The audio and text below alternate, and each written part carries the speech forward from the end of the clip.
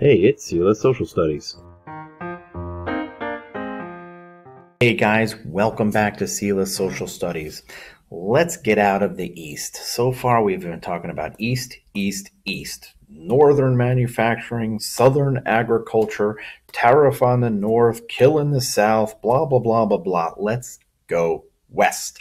The first way we're going to go west is via the Oregon Trail. The Oregon Trail traveled mostly between 1841 and 1866.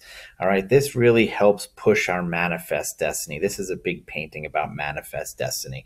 Now, I want you to look at this painting, right? They're moving. If you think of a compass rose, north, south, west, east, they're moving westward, and you see that westward it's dark skies and Native Americans, and it's like, oh, it looks like stormy weather. And coming from the east, you have this really great, European American. They're coming with the trains and farming, and it's sunny, and you have an angel, right? And she's carrying like a Bible, and she's laying lines for the telegraph and the train. And oh my gosh, we're doing such great things, right? So the Oregon Trail, Americans are expanding west, manifest destiny, going to the Pacific Ocean. Manifest destinies are God's will, our God-given right, our obvious fate to settle all the lands from the Atlantic Ocean out to the Pacific Ocean. That's the idea of manifest destiny. Boy, doesn't that sound great?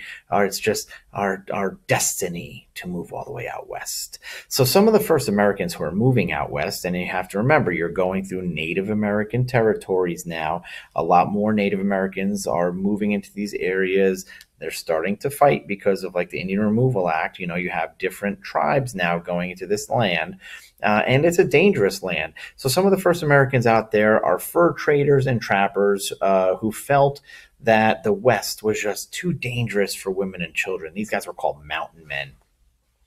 Okay, now these guys, they really didn't want to bring a lot of people out west because they were benefiting from trade with the Native Americans, right? So this group of mountain men, they might have been like, it's too dangerous for women and children, but it could have been more like, I want to keep all the money to myself. So one or the other, they either think it's too dangerous or they want to keep that money from the trade with the natives. So many settlers travel west using the Oregon Trail. They also travel west and southwest using the Santa Fe Trail. This is really a mass migration of American settlers moving to the west. And they use these two, what we'll call highways to the west, because it's laid out. There are trails going this way, and people are using them just like we use highways today. The settlers are lured by the rich resources and the mild climate of places like Oregon and California. They would travel these trails in covered wagons, like that little cartoon one right there called Prairie Schooners. Now, listen, the Oregon Trail game of the old computer, you gotta play it. It's totally awesome. Groups of wagons would range from 10 to over 800, and sometimes hundreds of people and families would travel together. Got to play the game because it's really, really cool. It goes and it tells you about the dangers and things that happened and moving through. You have the opportunity to become, gosh, it's been so long. I think you could become a banker, a farmer, and it gives you different types of money. It's really neat. You should play it. So the trail was around 2,200 miles long. It began in Independence, Missouri on that map right there, and it ended in Oregon or California. People were now fulfilling this manifest destiny. Now, this journey, it was hard, right? It's not an easy journey. Think about 2,000 miles. They had things like food shortages, bad weather, dangerous animals, Native Americans, mountains and rivers that were difficult to cross. I want you to picture this, right? You're in this wooden prairie schooner. It's not a soft road. So you're going, right? Lots of these people actually walked next to the carriage. They didn't even sit in it because their tush was hurting too bad.